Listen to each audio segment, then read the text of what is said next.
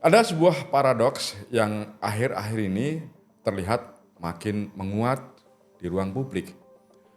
Banyak orang yang mungkin merasa tapi belum terdengar ada yang menggugat atau mempertanyakannya. Apa paradoks itu?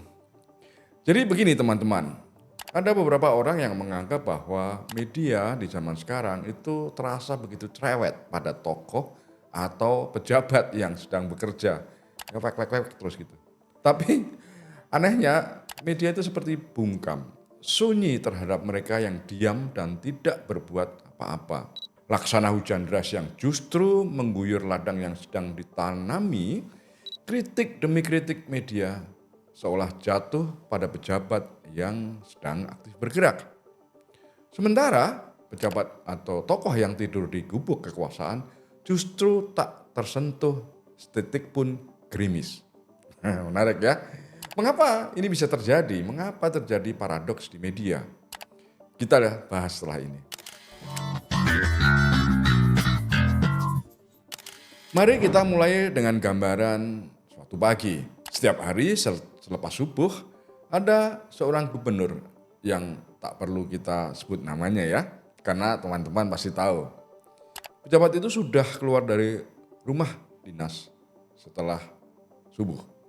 Bukan untuk lari pagi atau senam gitu ya, tapi untuk menyusuri pasar tradisional, melihat sekolah yang atapnya ambruk, duduk bersila di pengajian warga atau mengunjungi rumah warga yang kena bencana.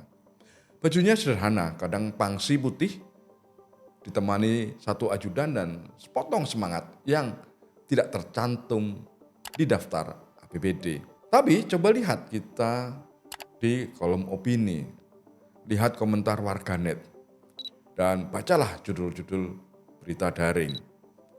Gubernur itu sering disorot habis-habisan karena programnya terdengar tidak biasa, karena kalimat yang diucapkan dianggap tak sesuai dengan etika politik, bahkan karena gaya komunikasinya dinilai terlalu spontan. Misalnya nih ada yang mempertanyakan, kenapa anak-anak disuruh ke barak militer? Kenapa pernyataan gubernur itu menyinggung kelompok tertentu?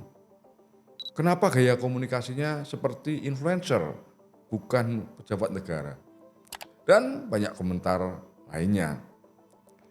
Jawabannya sederhana, ya karena ia terlihat, karena ia bicara, dan karena ia selalu bergerak. Dan karena dalam dunia media, yang diam itu seperti tembok kusam, tidak menarik untuk difoto dan ditulis sebagai berita. Ironisnya atau paradoksnya di provinsi lain gitu ya, ada kepala daerahnya yang entah kemana, rakyatnya suka mencari-cari. Dia tidak pernah muncul di ruang publik, tidak pernah berdialog dengan rakyatnya. Bahkan akun medsosnya seperti candi kuno, bisu dan ditumbuhin alang-alang dan sarang laba-laba. Tapi anehnya orang seperti ini justru aman, tidak pernah dikritik, tidak pernah disorot, tidak ada gambar-gambar lucu tentang dia di media sosial. Padahal siapa tahu selama ini ia justru menaikkan kebijakan dari dalam ruang pendingin sambil menyeruput kopi instan dan membiarkan pejabat-pejabat dinasnya jalan secara otomatis. Kinerjanya tidak ada yang pernah menyorot. Inilah yang kita sebut sebagai paradoks media. Siapapun yang berdiri di bawah lampu sorot akan terlihat dan karenanya akan dinilai. Sementara yang bersembunyi di balik tirai tak pernah disentuh, tak pernah diuji. Tapi seringnya malah naik pangkat. Nah, ada seorang profesor jurnalisme, Jay Rosen, seorang profesor jurnalisme dari Universitas New York, menyebutnya sebagai the problem of absence. Ketidakhadiran bukan hanya diam, tapi jadi tameng, jadi dalih. Tak ada bahan kutipan, tak ada konflik, maka tak ada berita. Sementara itu, Margaret Sullivan, mantan editor di The New York Times, pernah menulis dalam bukunya Ghosting the News. Katanya, media itu jangan hanya memadamkan api, tapi juga tanyakan, kenapa air tak pernah datang? Analogi yang tidak biasa ya. Ya karena terlalu sering media itu ribut soal kontroversi. Tapi media jarang menyelidiki ketidakhadiran, absensi tokoh atau pejabat. Nah, saya ingin mengajak teman-teman untuk membayangkan skenario seperti ini. Bayangkan kita ada di sebuah kantor, ada 2 orang pegawai. Yang satu rajin datang setiap pagi. Dia rajin membalas semua email yang masuk, ikut di semua rapat. Tapi suatu hari karena satu kesalahan mengirim dokumen, dia langsung disemprot habis-habisan oleh atasannya. Sementara itu ada pegawai yang satu lagi yang selalu telat datang, kontribusinya sangat minim. Tapi karena tak pernah bikin masalah secara terbuka, dia disebut orang yang low profile, yang tidak neko-neko. Nah, dari 2 orang ini kira-kira siapa yang lebih banyak disorot? Begitu pula yang terjadi dalam dunia publik, ranah masyarakat. Yang aktif dan hadir akan lebih mudah dikritik karena mereka memberi media bahan untuk dikritik. Tapi kadang kita lupa, kritik itu seharusnya bukan pukulan, tapi panduan. Ini seperti yang ditulis oleh Bill Kovac dalam buku Elements of Journalism. Kovac mengingatkan bahwa kritik itu penting, tapi jangan sampai memukul mereka yang mencoba bekerja. Kritik harus membimbing, bukan membungkam. Media yang terus-menerus mengkritik pejabat, ngomel, cerewet, nyinyir tanpa alasan, itu bisa melahirkan budaya yang tidak bagus di kalangan pejabat. Pejabat yang terus dikritik tanpa henti, lama-lama jadi belajar bahwa, diam itu emas. Tidak terlihat, itu aman. Tidak bicara, akan selamat. Maka lahirlah pejabat-pejabat yang lebih fasih dalam menghindar ketimbang menjawab. Jika akhirnya semua pejabat memilih diam, maka demokrasi pun kehilangan gema. Yang menyedihkan adalah media pun kadang tidak sadar bahwa mereka sedang menciptakan ekosistem ketakutan yang sistemik. Terlalu reaktif terhadap pernyataan viral, tapi enggan menggali ketidakhadiran. Media terlalu cepat membuat opini tentang sepatu seorang menteri misalnya, tapi selalu terlambat bertanya, kenapa kementerian yang dipimpin pejabat dengan sepatu bagus itu tak punya laporan tahunan? Lucunya pejabat yang rajin posting di media sosial dituduh pansos.